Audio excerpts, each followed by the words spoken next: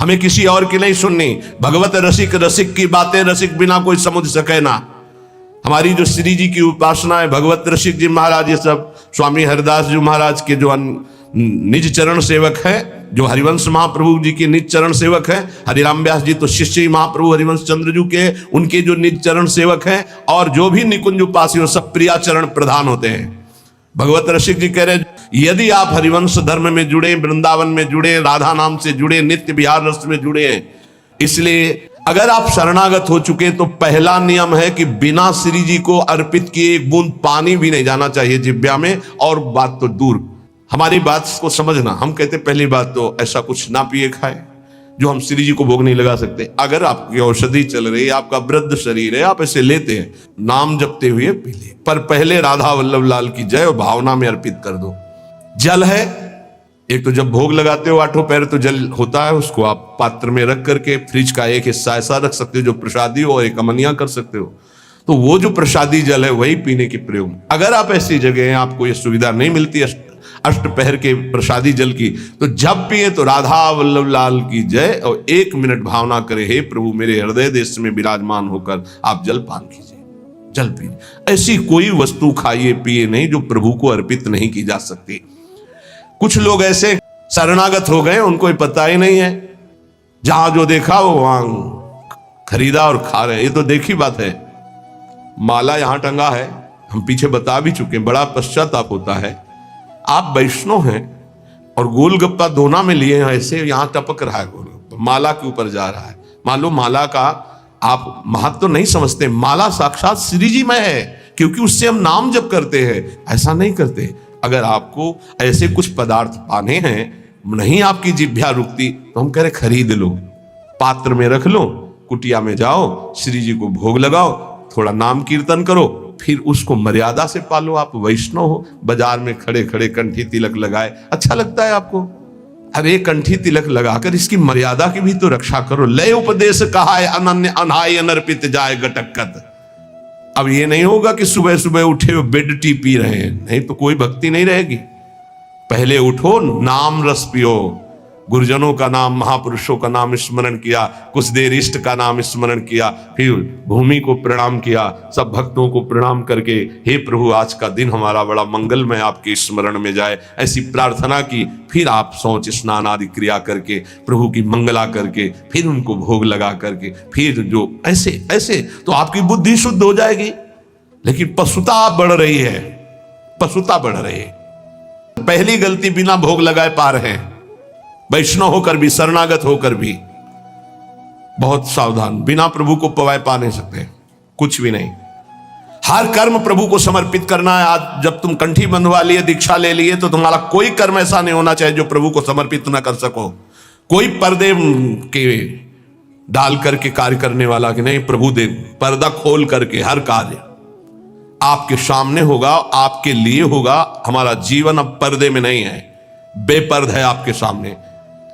कभी संकोच न करो प्रभु से, प्रभु सब कुछ देख रहे हैं, लेकिन वो संकोच करो जो प्रभु को हम समर्पित नहीं कर सकते। वो कर्म, वो खान पान, चाहे गृहस्थ शरणागत हो, चाहे विरक्त शरणागत, ये विषयी पुरुष से तुम्हारी कामनाओं की पूर्ति नहीं होनी, कामनाओं की पूर्ति श्री जी से होनी।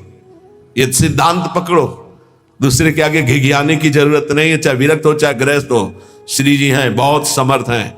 अगर उनका विधान है कि मैं ऐसे दुख में जीवन को व्यतीत करूं तो मुझे किसी से सुख नहीं चाहिए, और अगर उनका विधान है कि ऐसे सुख में जीवन से, तो मुझे कोई परवाह नहीं। तुम्हारा कार्य है भगवत प्राप्ति। कितना जीवन है तुम जो दूसरों के आगे हाथ जोड़ रहे हो धन के लिए, भोगों के लिए? नहीं, कितना जीवन है दूसरे की आस कर रहे हो। अरे लाडली लाल के चरणारविंद की महिमा तुम्हें पता नहीं है।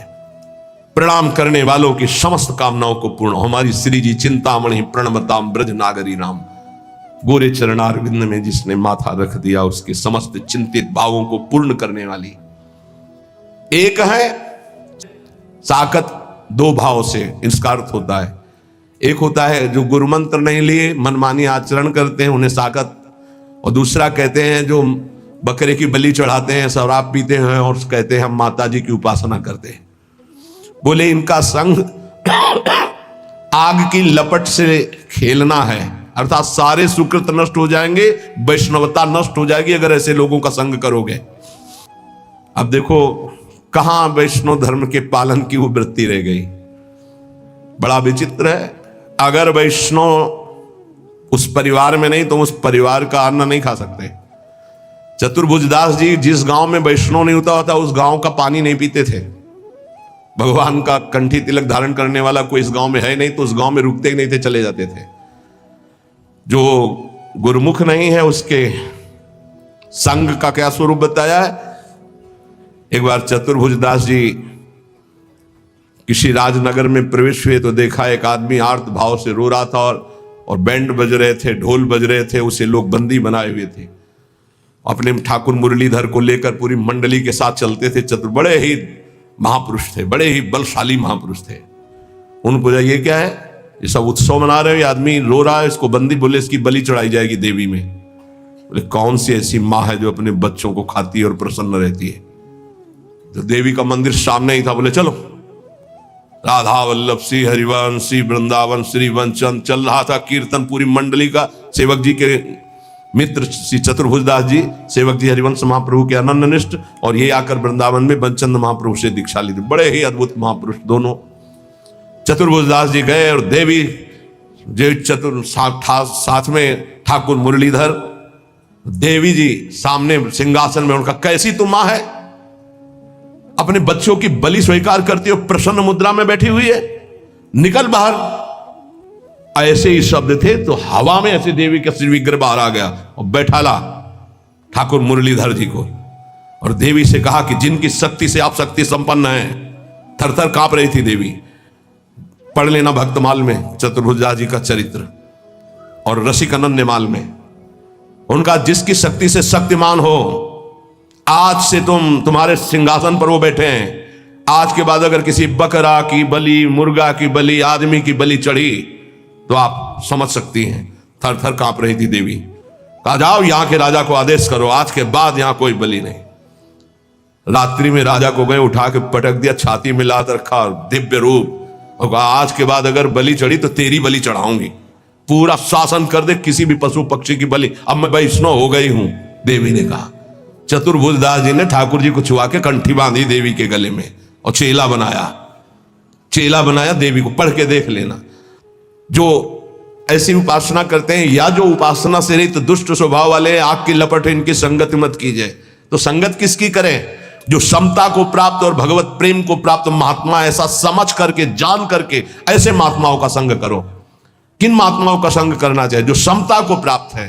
किन महात्माओं का संग करना? जो भगवत प्रेम को प्राप्त है। तो पहचान क्या है भगवत प्रेम प्राप्त महात्मा की? जिसकी बुद्धि में धन का महत्व नहीं है, कामिनी का महत्व नहीं है और कीर्ति का महत्व नहीं है, वो भगवत प्रेम को प्राप्त करने की योग्यता वाला महात्मा होता है। जिसको जो किसी भी पक्ष में नहीं, पूरा विश्व उसका है। उदार चरिता नाम वसुधैव कुटुंबकम, एक ही परमात्मा तत्व सर्वत्र विराजमान है। वो समान सुसंतन, वो सम बुद्धि रखने वाला महात्मा है। इनका संग तुम्हें शीतलता प्रदान करेगा। परम शीतल माश्रयामी श्री जी के चरणों तक पहुंचाएगा। सेवक जी महाराज बहुत बढ़िया वर्णन कर रहे हैं।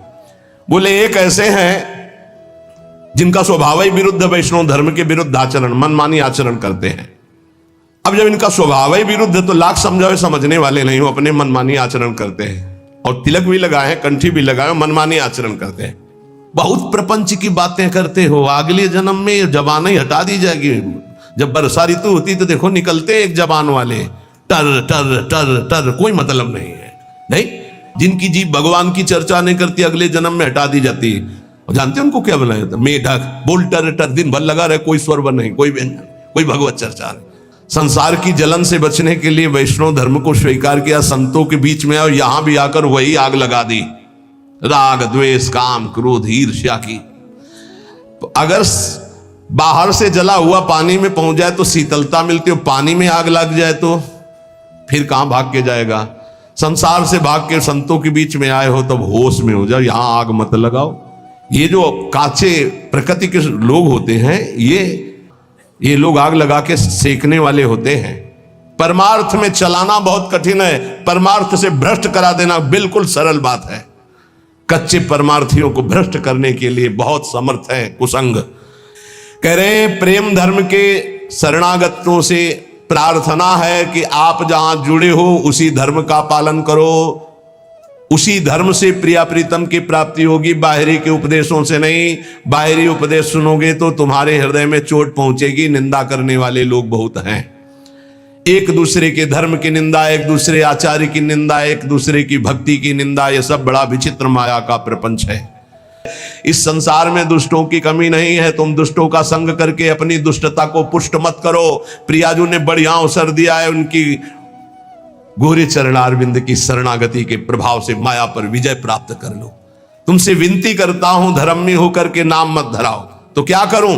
बहुत ध्यान से सुन लो, फिर विश्राम हो जाए। यदि तुम्हें रसिकों का संग मिला है तो स्वार्थ का नहीं, परमार्थ की पुष्टता करो। और देखो, जब प्रेम में तुम्हारी गति होगी तो फिर व्यवहार परमार्थ दोनों छूट जाए, इसकी परवाह नहीं होती। परमार्थ व्यवहार बनो कि ना बनो, पर पहले स्वार्थ का त्याग कर परमार्थ पर दृष्टि रखो। हमें भगवत प्राप्ति हो इस जन्म में, इसलिए संतों का संग स्वार्थ पूर्वक नहीं करना चाहिए। एक आए महाराज, टांग बहुत दर्द करती है। नहीं, हम क्या करें भाई? नहीं, संतों को क्या समझा तुमने? जादूगर समझा क्या कि डॉक्टर समझा? अरे MD PhD जो पढ़े डॉक्टर है उनके पास जाओ भाई। ये टांग वांग ठीक करने वाले नहीं है। टांग खराब हो गई, टांग दर्द कर रही तो ले लो लकड़ी का, वो आराम से उसके सहारे से चलो, राधा राधा बोलो। ये तो टांग जाएगी आज, नहीं तो कल जाएगी। संतों के पास जाओ तो स्वार्थ सकल त्याजी। अब जब तक तुम्हारे अंदर दैन्यता नहीं है, भाव नहीं है, तो स्वार्थ की पूर्ति के लिए यदि दैन्य भाव नहीं, कुछ गर्व है, प्रवेश ही नहीं। यही दरबार दीन को। वास्तविक अगर कोई दैन्य है तो गेट से जाके लिवा के लाओ, आनंद पूर्वक लाओ। और अगर दैन्य नहीं है तो दैन्य का नहीं, दैन्य के सिवा और यहां नहीं। स्वार्थ सकल त्याजी। संतों से लाभ लेना है, जीवन का लाभ लेना है, तो पहली बात हमारे यहां परम पद का फार्म भरा जाता है। एमएलए हो, सांसद हो, मुख्यमंत्री हो, मंत्री, प्रधानमंत्री भगवान के स्वरूप है राष्ट्र सेवा के लिए। हमारे यहां जो है वो अखिल कोटि ब्रह्मांड नायक परात्पर ईश के चरणारविंद की पदवी का फार्म भरा जाता है। अगर ये पदवी चाहिए तो आओ। हमारा उद्देश्य है एक एक व्यक्ति का मानस पटल धर्मयुक्त हो, सब अपने कर्तव्य का पालन करें। तो हमारे पास जो भी आओ अपने कर्तव्य का पालन करने के लिए आओ। तुम भी राधा राधा जपो और अपने कर्तव्य का पालन करो। हमारी शिक्षा यही है। तुम जिस धर्म में हो, जिस राष्ट्र के पद में, वो भगवान का दिया हुआ पद है, उस पद का तुम पालन करो तो हमारी समाज अपने आप आपको चयन करेगी, वर्ण करेगी। हमारे पास केवल परमार्थ का है और हमारे राष्ट्र सेवा की भावना है कि एक एक व्यक्ति यदि सत्मार्ग में चलेगा तो हमारा राष्ट्र सुखी हो जाएगा। अगर एक व्यक्ति को हम बदल पाए, हमारी अपनी वृत्ति बदल गई, तो वो दूसरे की वृत्ति बदल देगा, वो तीसरे की वृत्ति, ऐसे हमारा राष्ट्र पावन हो जाएगा। हमारा केवल यही उद्देश्य है और यही उद्देश्य अंदर स्थापित करना चाहते हैं कि स्वार्थ सकल त्याजी। गुरुदेव के चरणों का भजन तभी होता है जब स्वार्थ का त्याग हो जाता है। गुण नाम कथ, गुण गाओ प्रभु के, नाम जप करो और संतों का संग करो जिससे भगवत चर्चा सुनने को मिले। रात दिन संसार के इन्हीं प्रपंच में फंसे हो। अब तुम्हारे शरीर के जाने का समय आ, सर्जरी करा के सुंदरता की सीमा नहीं बनोगे।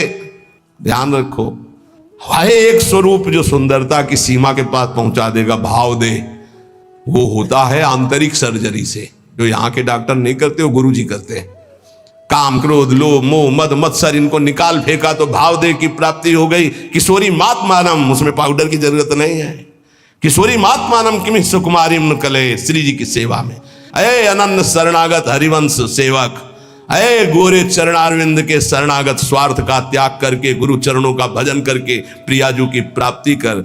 तुम्हें भगवान गोविंद की कसम है, यदि तुम हरिवंश सेवक हो तो श्यामा श्याम के अनन्य हो जाओ। सेवक जी महाराज का कितना प्रेम है। अपने गुरुजनों के नजदीक होकर रस रीति सीखो प्रिया प्रीतम के दुलार करने की, और सेवो श्यामा हरि, प्रिया प्रीतम का सेवन करके जीवन निहाल कर लो। खूब नाम जप करो, खूब श्री जी के यश चर्चा को सुनो। गंदे विचारों का त्याग करो, गंदे आचरणों का त्याग करो, गंदे भावों का त्याग करो। संतों के पास स्वार्थ युक्त बुद्धि से मत जाओ।